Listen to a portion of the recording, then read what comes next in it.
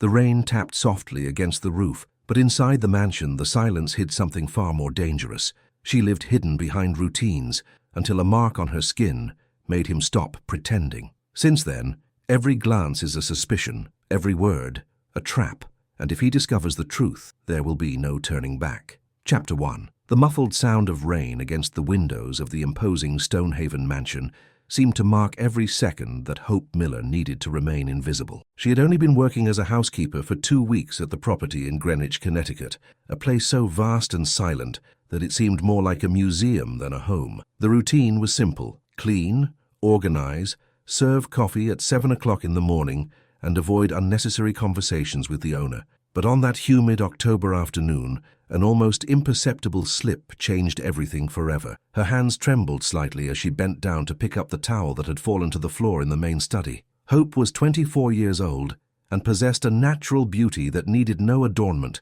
fair porcelain skin, green eyes the color of a lush forest, and long brown hair that she always wore in a neat braid. Her slender but curvaceous figure moved with a grace she had learned to control to avoid drawing attention. As she bent over, the white uniform blouse shifted slightly, and for an instant, just one damn instant, the sleeve slid up, exposing a small portion of her left forearm. It was enough to reveal a mark she had tried to keep hidden since the day she set foot in that mansion. A sinuous line intertwined with a circle, the distinctive symbol of the Special Operations Phoenix Unit, an elite military division that, according to all official records, had been completely annihilated 3 years ago in a classified operation in the Southwest.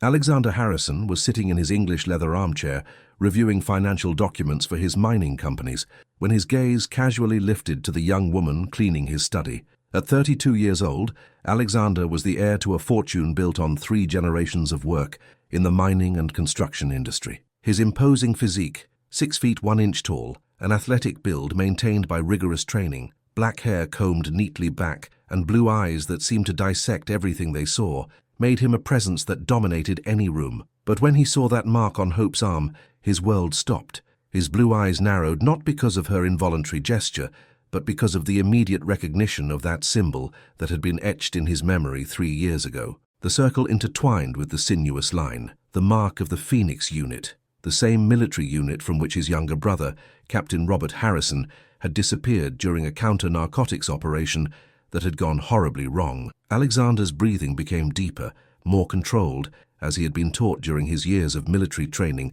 before dedicating himself to the family business.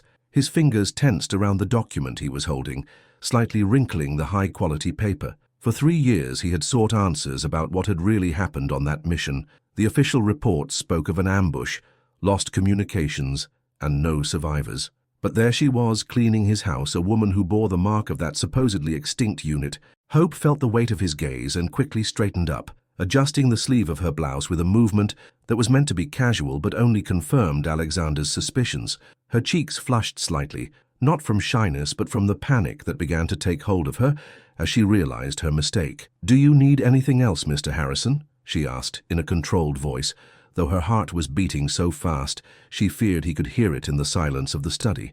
Alexander watched her in silence for several seconds that felt like an eternity. He studied every detail of her face, the way her dark eyelashes framed those extraordinary green eyes, how she kept her chin slightly raised despite her obvious nervousness, the way her lips pressed into a thin line when she was tense. There was something about her posture, the way she moved, that didn't fit the profile of a common housekeeper. "No, Hope," he finally replied, his voice deep and measured. "You may go." But he didn't let her go so easily. His blue eyes followed her every move as she finished cleaning the study, and Hope could feel that gaze like a physical weight on her shoulders. There was something different about the way he was watching her now, a new intensity that put her on high alert. That night, alone in the small service room she had been assigned on the ground floor of the mansion, Hope sat on the edge of the twin bed and completely rolled up the sleeve of her blouse. The mark was there, as visible as ever. 2 centimeters of black ink that told a story no one should know. She had it tattooed when she was 19, full of pride at being part of an elite unit, at being one of the few women selected for special operations. Now, 5 years later, that mark was a death sentence. Her fingers gently traced the design as memories flooded her like an avalanche. The Phoenix Unit had been her life for 2 years. Sergeant Hope Miller, a specialist in communications and infiltration, one of 5 women in a unit of 30 elite soldiers. Her ability to go unnoticed, to adopt convincing civilian identities, to operate communication equipment under extreme pressure, had made her a valuable member of the team. The final mission had been presented as routine: infiltrate a drug cartel network operating from a compound in the mountains of Arizona, establish communication with Central Command, and facilitate the assault of the main forces. Simple, clean, or so they had been told. But someone had betrayed them. The ambush had started before they even reached the target. Hidden snipers, strategically placed explosives, a perfectly orchestrated trap that turned what should have been a routine operation into a massacre. Hope had watched her comrades die one by one, had listened to their screams over the radio as communications were systematically cut off. She had survived because she was at the communications point, away from the main group, when it all began. She had managed to send one last desperate message before her equipment was destroyed, and then she had run. She had run through the mountains for 3 days, without food, without water, pursued by men who knew exactly who she was and why she had to die. The government had declared her dead along with the rest of the unit. Officially, Hope Miller had perished in action on March 15th, 3 years ago. Unofficially, she had spent the last few years moving from city to city, working in jobs that didn't require extensive documentation, staying invisible, living with the constant terror that someone would recognize her. Greenwich had seemed safe. The Harrison mansion, with its discreet need for domestic staff and its reputation for privacy, had seemed like the perfect hiding place. She had thought she could get lost in the anonymous routine of domestic service, that no one would suspect a quiet, efficient housekeeper had once been an elite soldier. But now, Mr. Harrison had seen her. He had seen the mark. Hope stood up and walked to the small window of her room, from where she could see the perfectly manicured gardens of the mansion. The rain had stopped, but the drops that hung from the leaves shimmered under the garden lights, like tears suspended in time. She wondered how long she had before he made the necessary connections, before her past caught up with her once again. What Hope didn't know was that in the main study, 3 floors up, Alexander Harrison was sitting in front of his computer, browsing files that most civilians would never see. His fortune and his contacts gave him access to information that few possessed, and he had spent the last 3 hours reviewing everything he could find about the Special Operations Phoenix unit and its last mission. Official files were scarce and highly classified, but Alexander had resources that went beyond official channels.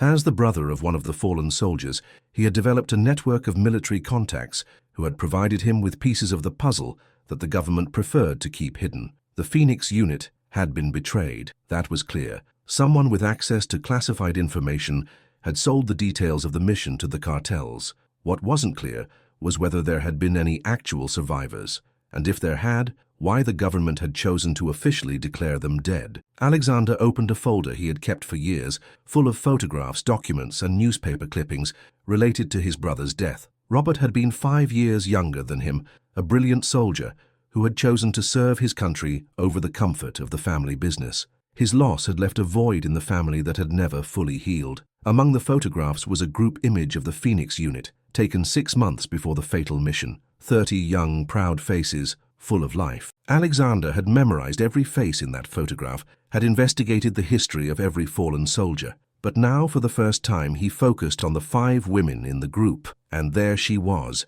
In the second row, third from the left, Sergeant Hope Miller, 5 years younger, with shorter hair and the characteristic military posture, but unmistakably the same woman who now cleaned his house every day. Alexander leaned back in his chair, his mind processing the implications. If Hope Miller was alive, it meant there was information about the mission that had never come to light, information that could explain exactly what had gone wrong, who had betrayed the unit, and maybe what had really happened to Robert in his last moments.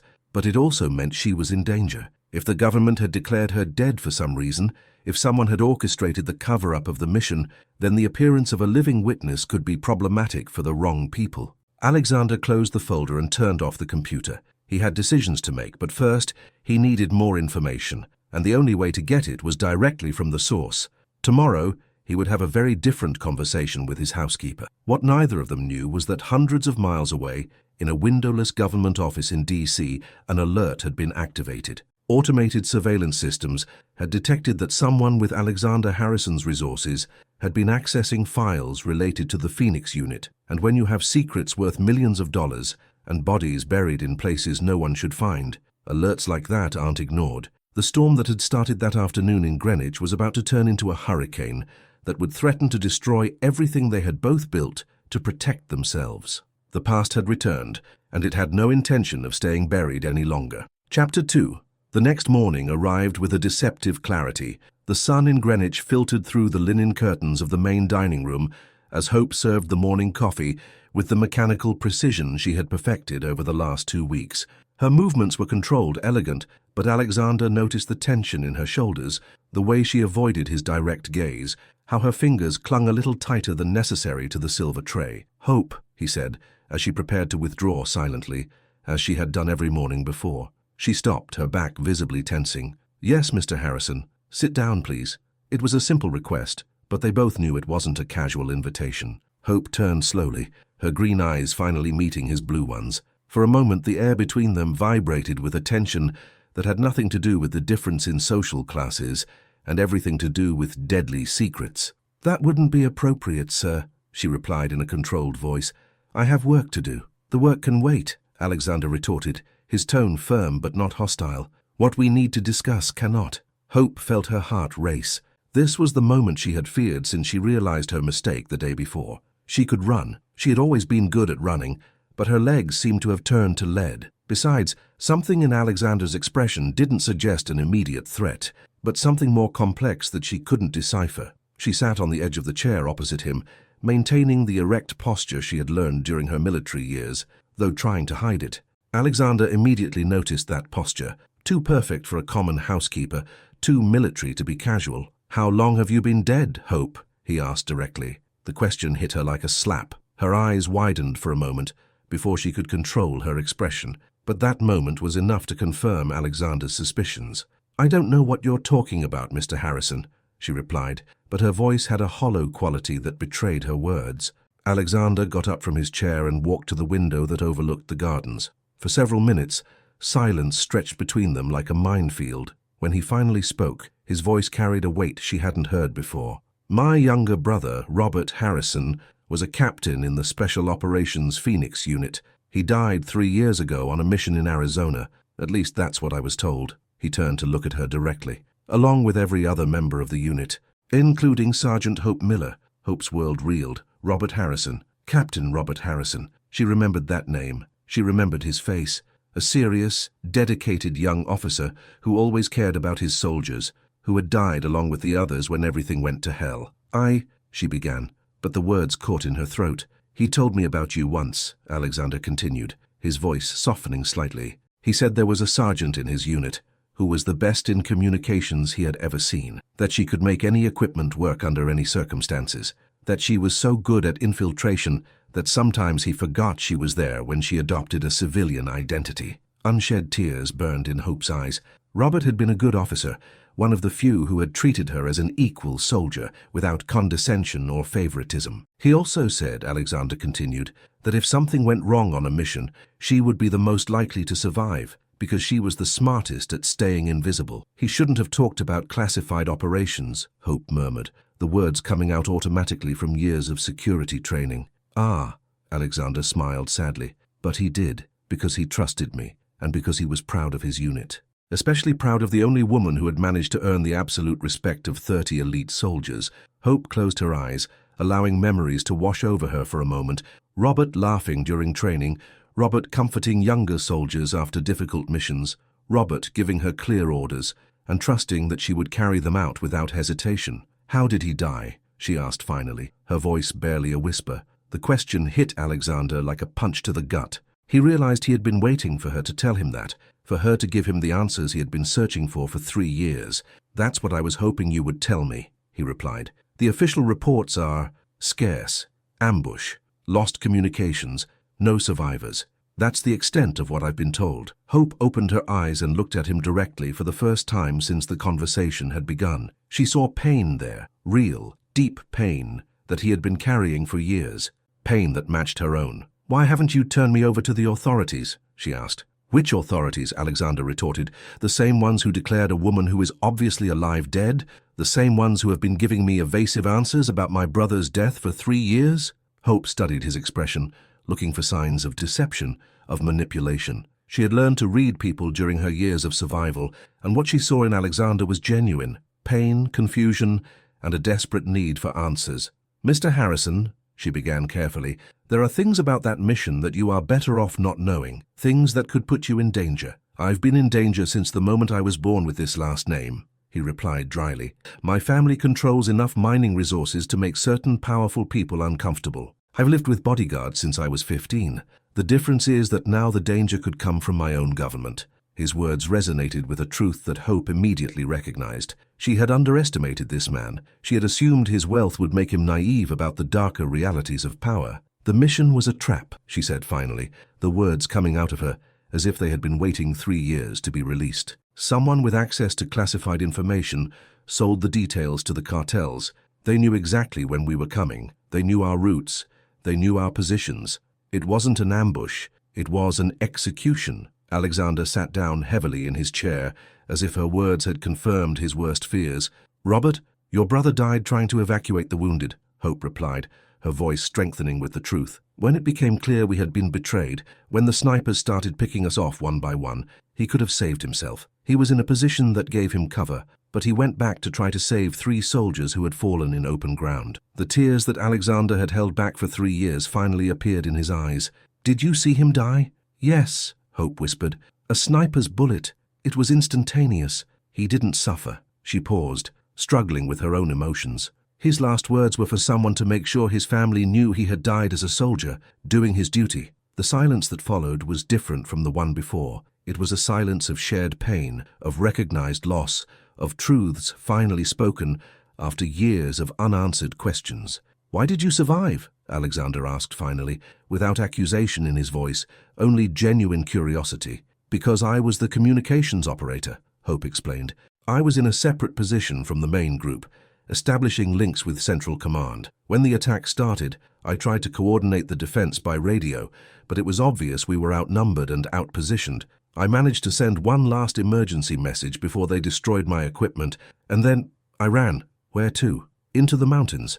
I spent 3 days evading search patrols. They knew there was a survivor because they had intercepted my last message. They hunted me like an animal." Alexander leaned forward. "How did you manage to escape?" "I knew the terrain better than they did," she replied with a bitter smile, "and I had more motivation to survive. Eventually, I reached a town where I got help from a local priest who didn't ask questions. He helped me get to a larger city, and since then I've been moving, staying invisible." "Why did they declare you dead if they knew you had survived?" Hope looked at him directly, and he saw a hardness in her eyes that hadn't been there moments before. "Because a living witness to a government betrayal is a problem that needs to be resolved. It's easier to declare me officially dead and then make that a reality if they ever find me." The implication of her words hit Alexander like a lightning bolt. Not only had he lost his brother to a betrayal, but the government was actively trying to silence the only person who could provide answers. "Who betrayed you?" he asked. "I don't know," Hope admitted. "But it had to be someone very high up in the chain of command, someone with access to operational plans and specific routes. The information they had was too detailed to have come from a lesser source." Alexander got up and began to pace the room, his mind processing everything he had heard. "Have you been alone all these years?" "Yes," she replied simply. "It's safer that way.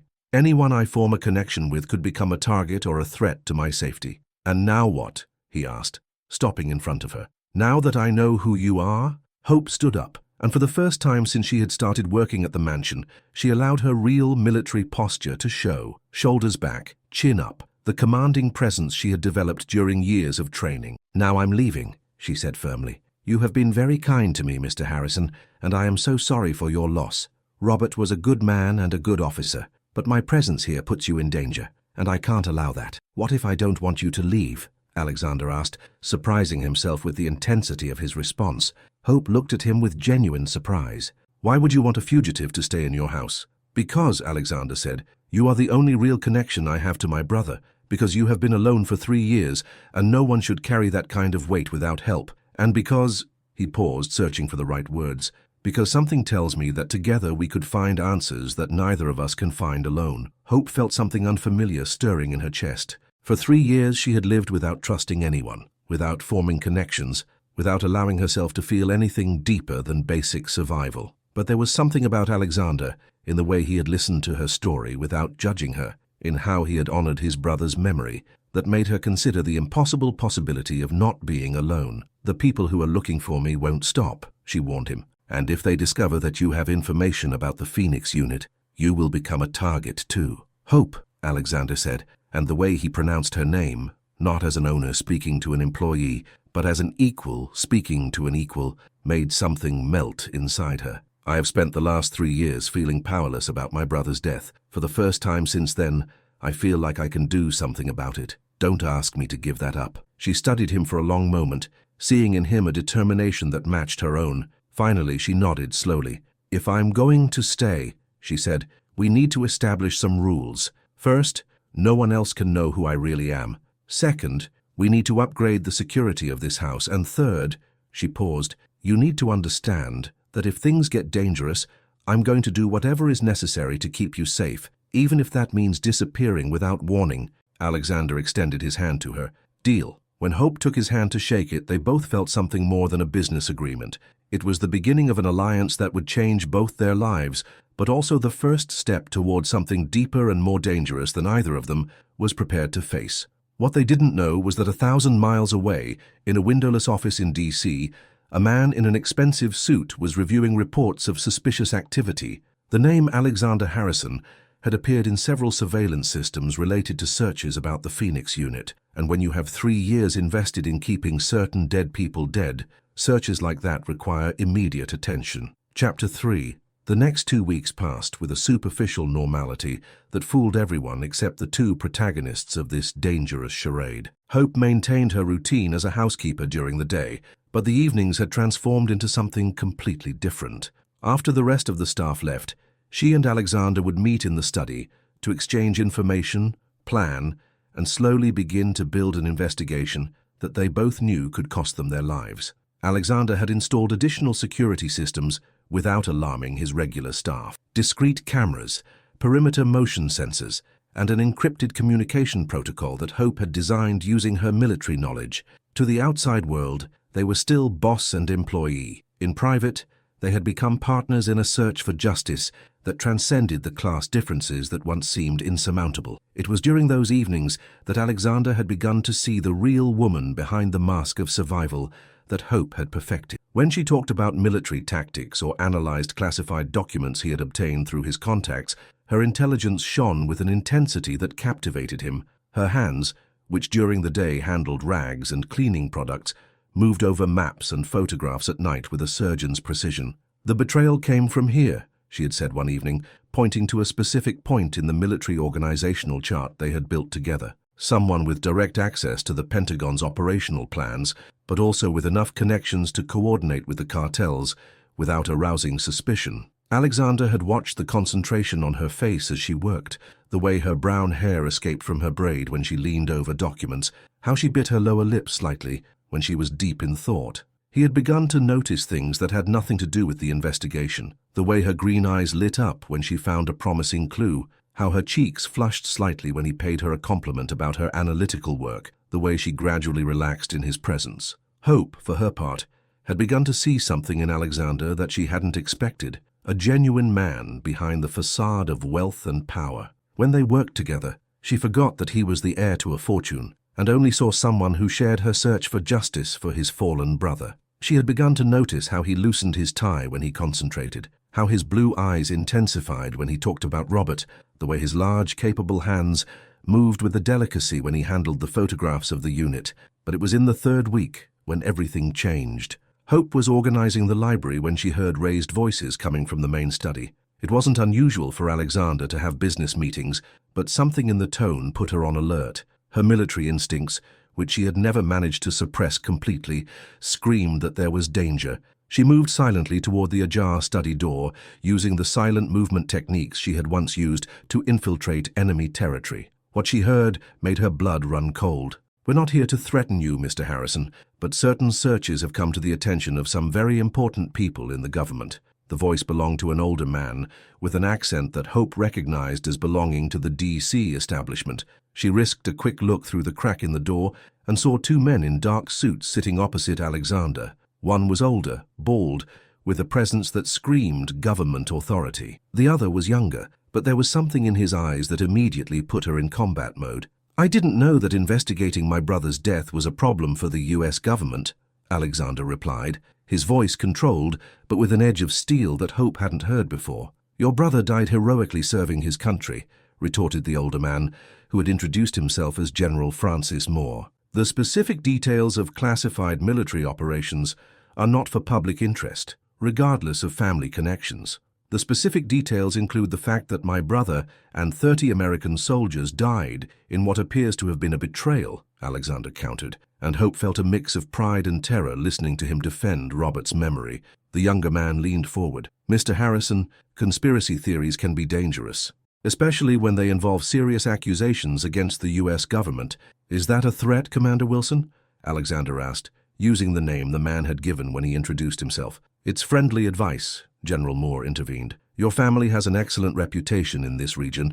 It would be a shame for that reputation to be tarnished by inappropriate associations." Hope felt her heart stop. They knew. Somehow, they knew she was there. "I don't know what associations you're referring to," Alexander said, but there was a new tension in his voice. "Domestic staff," Wilson replied casually. "Sometimes you don't really know who you're employing. In these times, it's important to be very careful about who is allowed access to sensitive information." It was then that Hope knew she had to go, not just from the room, but from the mansion, from the city, maybe from the country. Her presence had put Alexander in direct danger, exactly what she had feared from the beginning. But before she could move, she heard Alexander's response that changed everything. "General Moore, Commander Wilson," he said, in a voice that exuded the authority that only comes from generations of real power. "I appreciate your visit, but I think there's a fundamental misunderstanding here. You seem to be under the impression that I need your permission to investigate my brother's death, or that your veiled threats will have any effect on my decisions." Hope peeked again and saw that Alexander had stood up, and his presence filled the room in a way that made even the military officers seem small. "Let me clarify something," he continued. "My family has been building this country for 3 generations. We directly employ more than 5,000 people, and indirectly another 20,000. We pay more in taxes than some entire states. And if you think I'm going to be intimidated by government officials who may or may not be involved in the deaths of American soldiers, you are gravely mistaken." General Moore also stood up, his face reddening. "Mr. Harrison, you are walking on very dangerous ground." "No, General," Alexander retorted with a smile that didn't reach his eyes. "You are the ones on dangerous ground, because now I know there's something to hide about the Phoenix unit, and I have the resources to find out what it is." Hope felt a mixture of terror and admiration. Alexander was essentially declaring war against elements of the US government, and he was doing it for her, for Robert, for the truth. "Now," Alexander continued, "I suggest you leave my property before I decide to make some calls to certain investigative journalists I know." The 2 officers exchanged tense glances. It was obvious they hadn't expected to encounter such direct resistance. "This isn't over, Mr. Harrison," Wilson said, as they headed for the door. "No," Alexander agreed.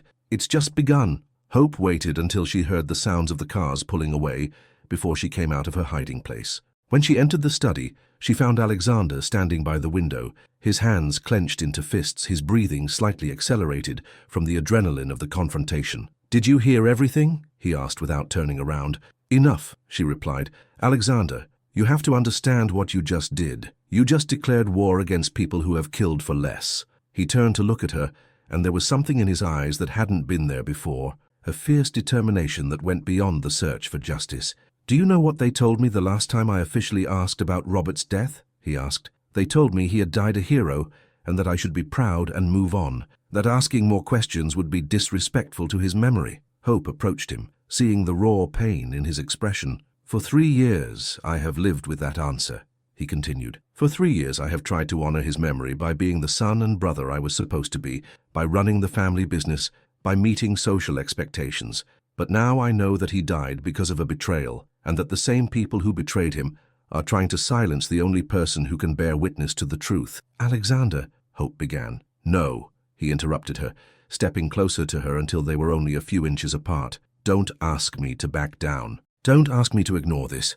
Don't ask me to allow my brother's murderers to get away with it." Hope looked him directly in the eyes and saw something that moved her deeply. It wasn't just anger or a thirst for revenge, but a desperate need to do the right thing, to honor Robert's memory in the only way that mattered. "I'm not going to ask you to back down," she said softly, "but you need to understand that from now on, we are both targets, and that the people who are coming for us are not going to have any scruples about methods or collateral damage." "Are you scared?" he asked. Hope smiled, and for the first time since he had met her, Alexander saw a flash of the soldier she had been. "I'm terrified," she admitted, "but for the first time in 3 years I'm not terrified just for myself, and that's what scares me the most." Her words hung in the air between them, laden with an implication that neither of them was ready to fully examine. But when Alexander extended his hand to her, and when Hope took it without hesitation, they both knew they had crossed a line from which there was no return. That night, as Hope made the security preparations that could keep them alive during the next few days, and as Alexander used his contacts to mobilize resources that could give them a fighting chance, neither of them slept. But for the first time in years, neither of them felt completely alone, and in a windowless office in D.C., much more sinister plans were being set in motion. Chapter 4. The days that followed the confrontation with the government officials unfolded with the growing tension of an approaching storm. Alexander had discreetly turned his mansion into a fortress, using contacts in private security companies that asked no questions in exchange for generous payment. Hope, for her part, had transformed the domestic routine into a military security protocol, establishing escape routes, secure communication points, and early warning systems that would take advantage of any possible edge. But between the preparations for what they both knew would be a war, something else had begun to blossom. It was during the long nights of planning when Alexander had begun to see Hope not just as an ally in his search for justice, but as an extraordinary woman who had survived the impossible and continued to fight with a grace that left him breathless. The way her green eyes concentrated when she studied tactical maps, how her hands moved with military precision, but also with a feminine delicacy that fascinated him, the way she had transformed her pain into determination without losing her essential humanity. "How do you do it?" he had asked her one night, as they reviewed security camera footage, looking for any sign of external surveillance. "Do what?" Hope replied without looking up from the monitors, though she could feel the intensity of his gaze on her. "Stay so whole after everything you've been through, after losing your entire unit, after living 3 years on the run. How do you manage to remain so strong?" Hope finally looked at him, and there was a vulnerability in her eyes that she rarely allowed to show. "I'm not as strong as you think. There are nights when I wake up screaming, remembering the sounds of my comrades dying over the radio, days when I stay frozen for hours because the slightest noise makes me think they've found me." Alexander moved closer to her, and when he spoke, his voice had a softness that surprised her. "But you keep fighting, because they deserve justice," she replied simply. "Robert, the other 29 soldiers in my unit, they deserve to die as heroes, not as victims of a betrayal. And because—" She stopped, struggling with words she had never said out loud. "Because what?" "Because for the first time in 3 years, I don't feel completely alone." The words came out in a whisper, as if admitting that truth made her too vulnerable. The moment lingered between them, charged with a tension that had nothing to do with the danger that surrounded them, and everything to do with the inevitable attraction that had been growing for weeks. Alexander slowly raised his hand, giving her time to back away if she wanted, and when she didn't, his fingers gently touched her cheek. "Hope," he murmured, and the way he pronounced her name was like a caress. But before he could say more, the security alarms began to blare. Hope transformed instantly, her posture changing from vulnerable woman to soldier in combat in a second. "North perimeter," she said, reading the monitors with the speed of years of training. 3 vehicles approaching via the service road. They're not the security team. Alexander moved to the communications panel they had installed. "How much time do we have?" 5 minutes tops, Hope replied, as she opened a hidden closet containing equipment she had requested. Bulletproof vests, weapons, military communication gear. "Alexander, this isn't a social call. They've come to finish the job." "What do you need me to do?" he asked, accepting the bulletproof vest she handed him with a calm that impressed her. "Trust me," she replied, checking her weapon with automatic movements, "and stay behind me, no matter what happens." For the next 30 minutes, Alexander saw Hope Miller as he had never imagined her. He saw the elite soldier she had been, the woman who had survived an ambush that had killed 30 trained soldiers. He watched her move through his own house as if it were enemy territory, using every architectural advantage, every shadow, every corner as part of a perfectly executed military strategy. The attackers had come expecting to find a rich businessman and a defenseless housekeeper. Instead, they were met with a fortress defended by someone who knew every inch of the ground and had years of experience in urban combat. "Control, this is Lobo 1. Alexander heard Hope speak on the radio using codes she had obviously memorized years ago. "I have hostile contact confirmed, requesting extraction support." "Control?" he asked when she finished the communication. "Contacts I maintained," she explained briefly as she watched the garden through a sniper rifle. "People who also have problems with the official version of what happened to the Phoenix unit." The ensuing shootout was brief, but intense. The attackers had completely underestimated their target, and when it became clear they were facing professional resistance, they tried to retreat, but Hope had anticipated that too. "They're trying to escape," Alexander murmured, watching through the monitors. "No," Hope corrected with a smile that was more wolf than woman. "They're being led exactly where I want them." 10 minutes later, when the police sirens finally approached, summoned by an automated system Hope had installed, 2 of the 3 attackers were dead, and the third was unconscious, tied with military-grade plastic straps she had saved for just this situation. "Commander Peter Wilson," Alexander read from the unconscious man's ID, "one of the ones who came to visit us." "Perfect," Hope said with satisfaction. "Now we have some questions to ask him." But when the police arrived, closely followed by National Guard units, it became clear that the situation was more complicated than they had anticipated. General Moore had arrived personally, and his expression was one of controlled fury. "Mr. Harrison," he said as he entered the mansion flanked by soldiers, "I hope you can explain why one of my officers is dead on your property." "I can explain exactly that," Alexander replied with an icy calm. "Your officers came to my house armed in the middle of the night without a warrant. My security team responded appropriately to a home invasion." Hope had disappeared so completely, as if she had never been there. Alexander knew she was nearby, probably listening to every word, but for all practical purposes the housekeeper had evaporated. "Where is your security staff?" the general asked, looking around suspiciously. "My head of security left after your people retreated," Alexander lied without blinking. He said something about not wanting to be available for official questions that could compromise operational methods. It was a brilliant lie, because it was exactly the kind of thing a professional mercenary would do, and the general had no way to contradict it, without admitting that he had sent an assassination team to a civilian's house. "This isn't over here," the general murmured when it became clear he wasn't going to find evidence of Hope's presence. "No," Alexander agreed, "it's not over. But the next time you send assassins to my house, General, make sure they're better than the ones you sent tonight." When they finally left, Hope emerged from a hiding place that Alexander hadn't even known existed. "Are you hurt?" she asked, checking him with expert hands that searched for wounds he might not have noticed in the adrenaline of the moment.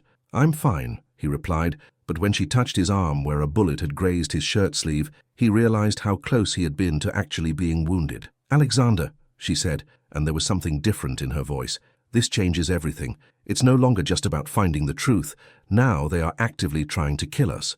Do you want to give up?" he asked. "No," she replied without hesitation, "but we need help, and for the first time in 3 years, I think I know where to find it." That night, as Hope made contact with networks she had kept dormant for years, and as Alexander used his influence to mobilize legal and media resources, they both knew they had crossed a point of no return. But when he found her in the garden at dawn, standing among the roses that shimmered with dew in the early light, something in her expression stopped him cold. "What's wrong?" he asked. "My contacts confirmed something," she said without turning around. "Something about the mission I never told you." The tone of her voice made Alexander's stomach sink. "What?" Hope finally turned to face him, and there were tears in her green eyes that shone like broken glass in the morning sun. "The betrayal didn't just come from the US government," she whispered. "There was private funding. Someone paid for the information that led to your brother's death." "Who?" he asked, though something inside him already feared the answer. "According to my sources," Hope said, and every word seemed to cause her physical pain, "the money came from mining companies that wanted access to territories controlled by cartels, territories that the US government was trying to clean up with operations like the Phoenix units." Alexander stood motionless, processing the implications. "Hope, my family, yes," she whispered. "Your family controls the largest mining operation in the region, and according to the financial records my contacts were able to trace, Harrison Mining Corporation made substantial payments to offshore accounts that were used to buy the information that killed your brother." Alexander's world collapsed. For weeks he had been fighting to avenge Robert. He had put his life in danger. He had protected Hope, he had defied the US government, only to discover that his own family could be responsible for his brother's death. "No," he murmured, backing away as if her words were poison. "No, that's impossible. My family would never—" But even as he said the words, images began to form in his mind. Family meetings he had been excluded from, conversations that stopped when he entered the room, his father's insistence that he move on after Robert's death, that he not ask too many questions. "Alexander," Hope said, approaching him with tears streaming down her cheeks, "I'm so sorry. I know what this means to you." "Why are you telling me?" he asked, his voice broken. "Why didn't you just leave? You could have disappeared and I would never have known." "Because I care about you," she replied simply. "Because you deserve to know the truth, no matter how much it hurt. And because—" She stopped, struggling with words that would change everything between them. "Because what?" "Because I'm in love with you," she whispered, the words escaping her, as if they had been waiting for weeks to be released. "And the people we love deserve honesty, especially when that honesty can destroy everything we have." The silence that followed was the silence of two worlds colliding, of two people realizing that love, by itself, might not be enough to overcome the impossible circumstances in which they had found themselves. Chapter 5. The silence in the garden stretched like an open wound between Alexander and Hope. Her words, both the confession of love and the devastating revelation about his family, hung in the morning air like a sentence neither of them knew how to process. Alexander walked away from her, his steps taking him toward the ornamental pond where golden fish swam in circles, unaware of the emotional storm unfolding over their heads. His hands trembled, not from fear, as had happened during the shootout the night before, but from something far more devastating, the realization that everything he had believed about his family, about his identity, about his place in the world, could be a lie. "How long have you known?" he asked finally, his voice barely audible over the sound of water falling from the stone fountain. Hope approached slowly, each step calculated, as if she were approaching a wounded animal. "My contacts gave me the information last night after the attack. I didn't know how to tell you. And before last night, when did you start to suspect?" The pause before her answer told him everything he needed to know. "Since the first week," she admitted in a broken voice. "When I started investigating who could have had so much money and so much power to buy such high-level military information, your last name kept coming up in the financial connections, but I didn't want to believe it was possible." Alexander turned to look at her, and the expression on his face was of such raw pain that Hope felt as if a dagger had been plunged into her heart. "So for all these weeks, while I thought we were in this together, while I risked everything I have to protect you and seek justice for Robert, you knew that my own family could be responsible for his death." "I didn't know," Hope protested. "I suspected, I feared, but I didn't know. And when I started to fall in love with you," her voice broke completely. "When you started to fall in love with me?" he asked, and there was a bitterness in his tone that she had never heard before. "Before or after you realized you could be sleeping with the enemy?" The words hit Hope like a physical slap. She staggered backward, tears now streaming freely down her cheeks. "That's not fair," she whispered. "You know my feelings are real. You know everything that has happened between us is real." "Do I know?" Alexander retorted, beginning to pace back and forth like a caged animal. "Because from my perspective, it looks like a soldier trained in infiltration and intelligence managed to get a job at the house of the family she suspected might be involved in the death of her unit. It looks like that same soldier managed to seduce the heir of that family into risking everything for her. And it looks like now that soldier has all the information she needs to destroy that family." Every word was like a lash, and Hope felt as if her heart was physically tearing. "Do you really believe that about me?" she asked, her voice so low that he could barely hear her. "After everything we've shared, after the way I've risked my life to protect you, do you really believe that everything has been a manipulation?" Alexander stopped his frantic pacing and looked at her directly. What he saw in her green eyes, genuine pain, real love, honest despair, made something inside him break. "I don't know what to believe," he admitted, his voice hoarse. "I don't know if I'll ever know what is real and what is strategy." The silence that followed was different from the one before. This was the silence of two people realizing that love by itself might not be enough to overcome the impossible circumstances in which they had found themselves. It was then that Alexander's phone rang. Carlos Harrison, he read on the screen, his father. The man who had built the mining empire that was now being accused of funding Robert's death. Alexander looked at Hope, and she nodded slowly. They both knew that this call could contain the answers that would change everything.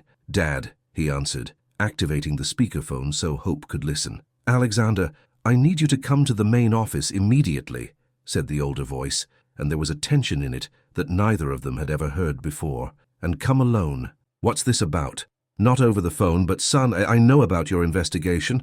I know about the questions you've been asking, and I know about your employee." Hope and Alexander exchanged glances laden with meaning. "Dad, if there's something I need to know about Robert—" "There are a lot of things you need to know about Robert," Carlos Harrison interrupted. "Things I should have told you years ago. But first, I need you to understand that everything I did to protect this family." The line went dead, leaving Alexander and Hope standing in the garden, the weight of the implications falling on them like an avalanche. "You have to go," Hope said finally. "And you? Will you be here when I get back?" Hope looked at him for a long moment, and when she spoke, her voice had the quality of a goodbye. "I don't know," she admitted. "It depends on what you discover about your family. It depends on whether you can forgive me for not telling you my suspicions from the beginning. And it depends on—" She stopped.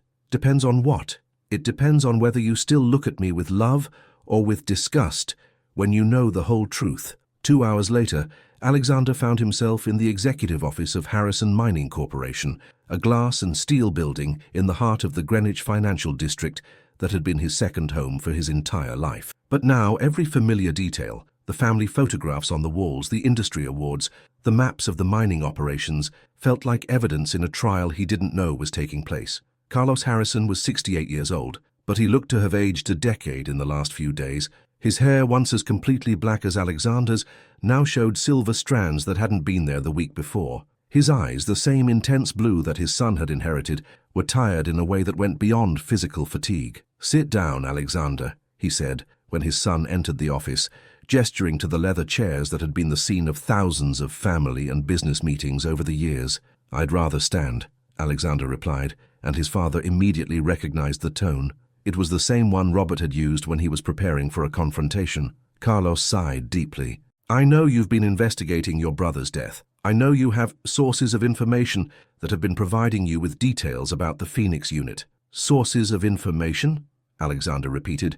"Are you referring to survivors of the unit that the government declared dead?"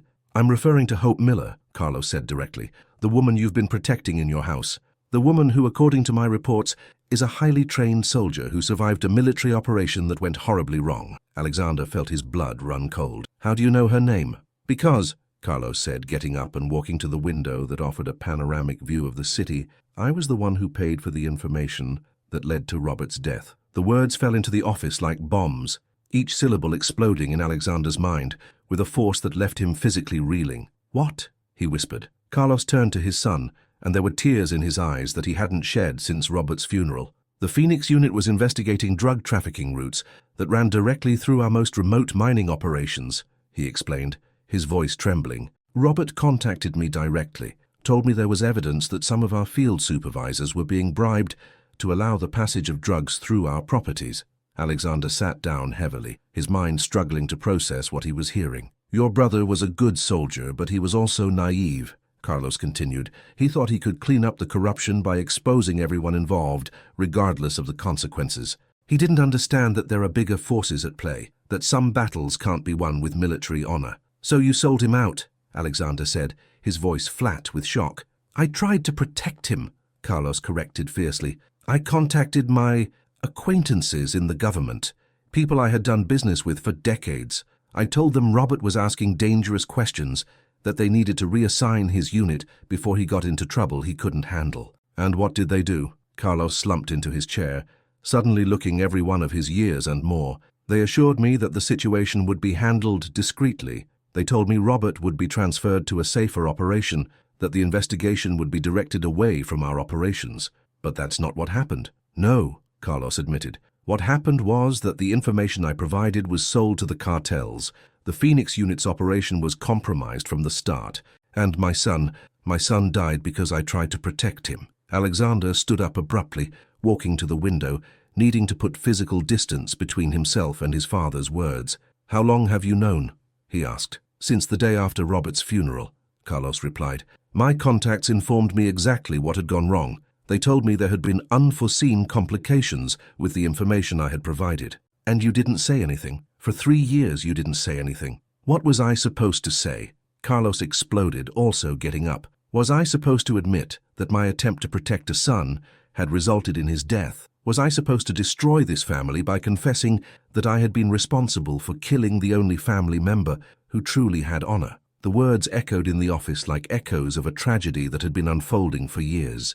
And now, Carlos continued more quietly, my other son is in love with the only surviving witness to my failure. A witness who has the power to destroy everything that 3 generations of Harrisons have built. Alexander turned to look at his father directly. What do you want me to do? I want you to do what I didn't have the courage to do with Robert, Carlos replied. I want you to put the family first. I want you to understand that some truths are too dangerous to be spoken. Are you asking me to betray Hope? I'm asking you to survive, Carlos said desperately.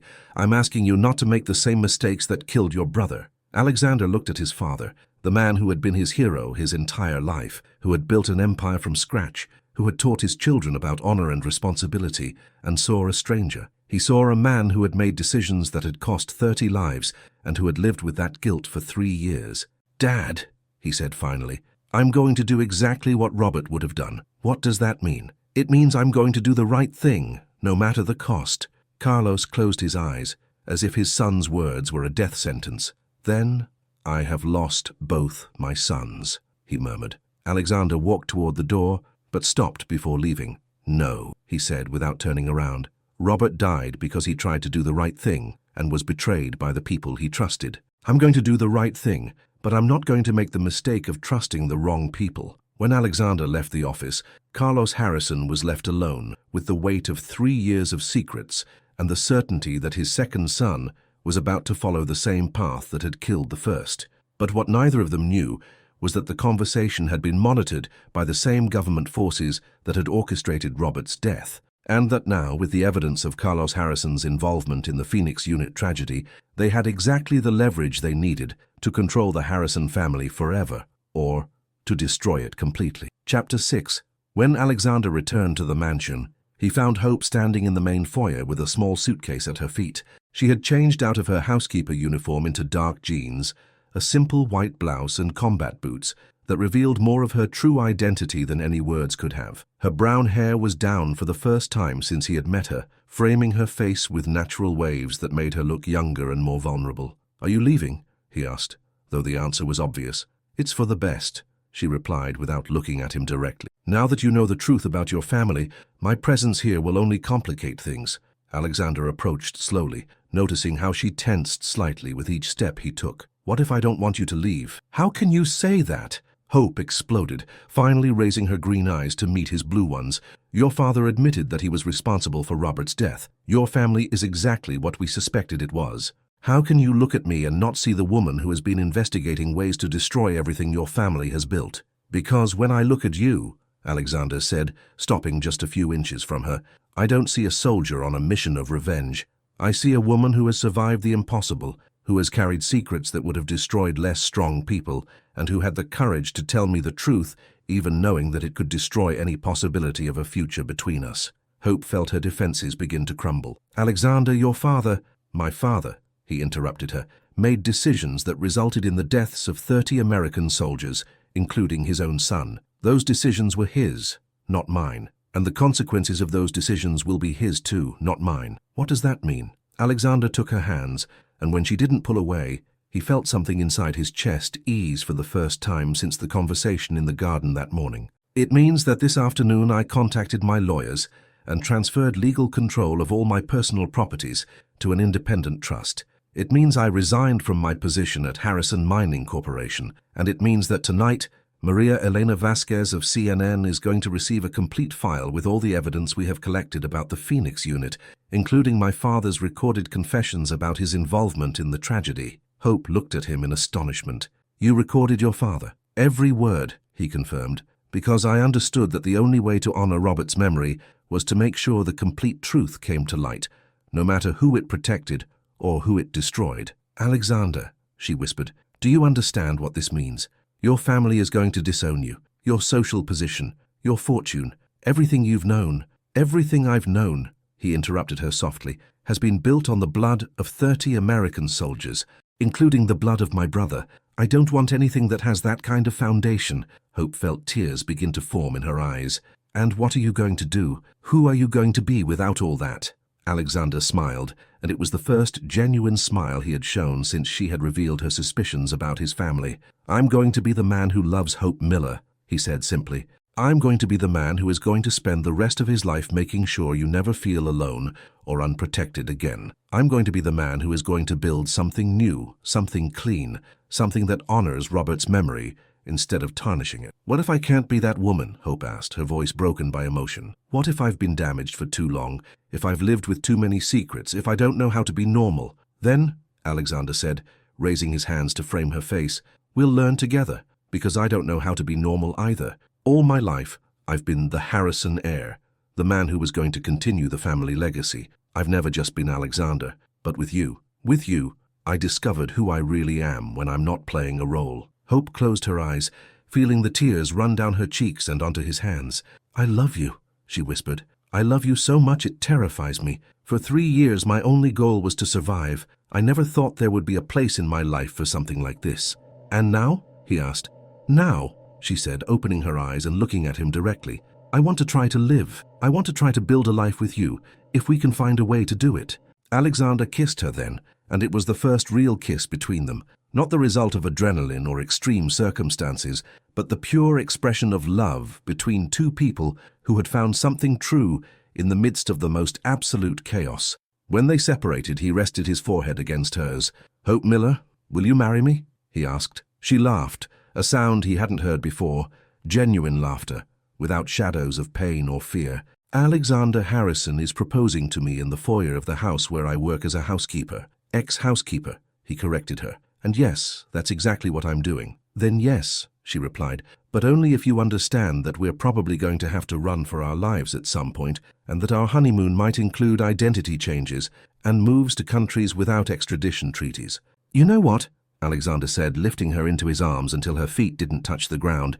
"That sounds like the most exciting adventure of my life." 6 months later, the main news outlets in the US were dominated by what journalists had begun to call the Phoenix scandal. The revelations about the government betrayal that had led to the deaths of the Special Operations Phoenix unit had resulted in high-level resignations, parliamentary investigations, and a public scrutiny of the corruption that had infected American military operations for decades. Carlos Harrison had been arrested and was facing federal charges for his involvement in the tragedy. Harrison Mining Corporation had been taken over by the government while decades of corrupt business practices were investigated. General Francis Moore had been found dead in his office in what was officially declared a suicide, although very few people believed that version.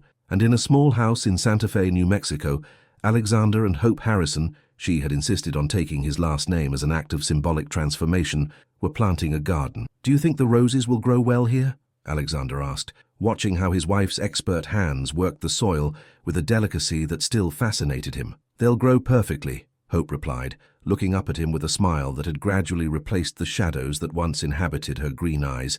"They just need time, patience, and the right conditions." "Like us," he observed. "Like us," she agreed, getting up and wiping her hands on the apron she wore over her jeans.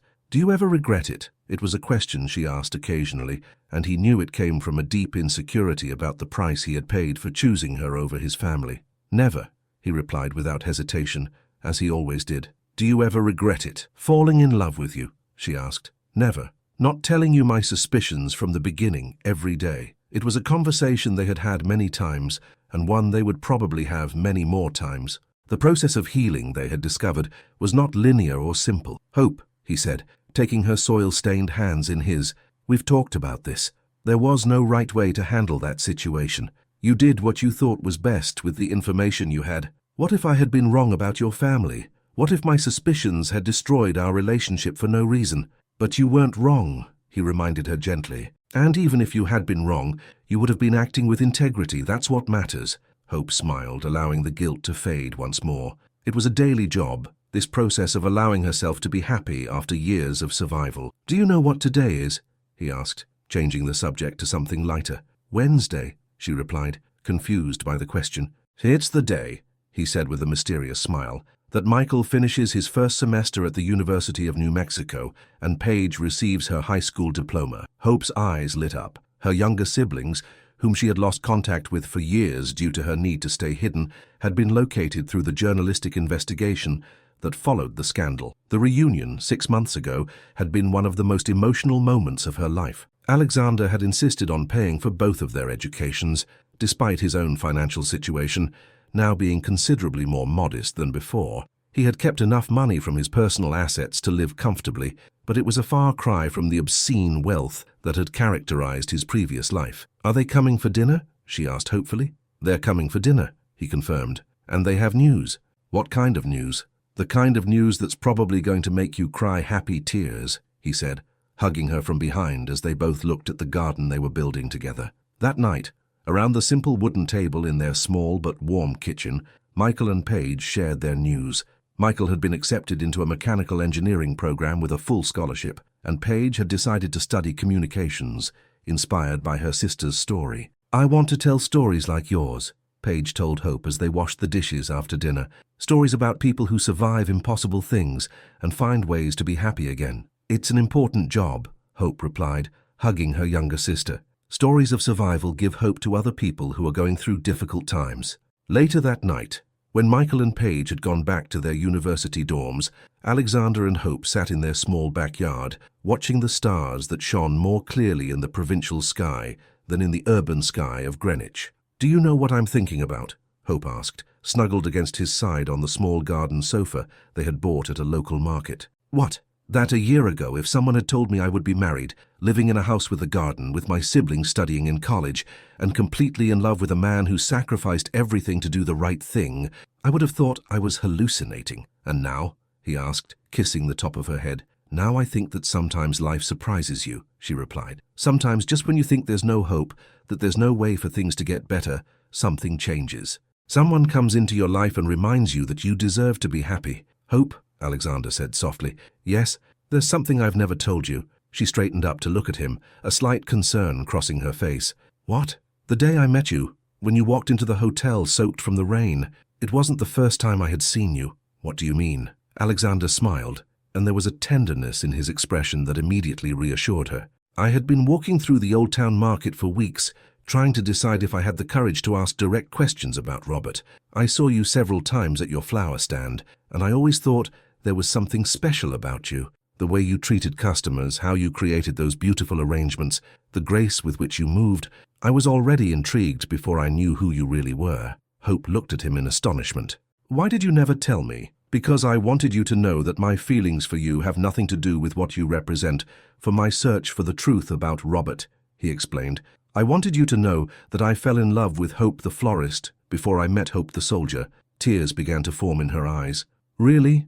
Really," he confirmed. "You are the most extraordinary woman I have ever met, and you would have been that way no matter what your story was." Hope kissed him then, pouring into that kiss all the love, gratitude, and hope for the future she carried in her heart. When they separated, he rested his forehead against hers, as he had done the first time they declared their love. "I love you, Hope Harrison," he murmured. "I love you, Alexander Harrison," she replied, "forever." And as the stars shone over Santa Fe, two people who had found love in the most impossible circumstances looked toward a future they had built together, a future based on truth, justice, and the deep understanding that true love not only survives tragedies, but transforms them into something beautiful. Somewhere in the sky, Captain Robert Harrison rested in peace, knowing that his death had not been in vain, that the truth had finally come to light, and that his brother had found exactly the kind of love he would have wanted for him, honest, brave, and completely unconditional.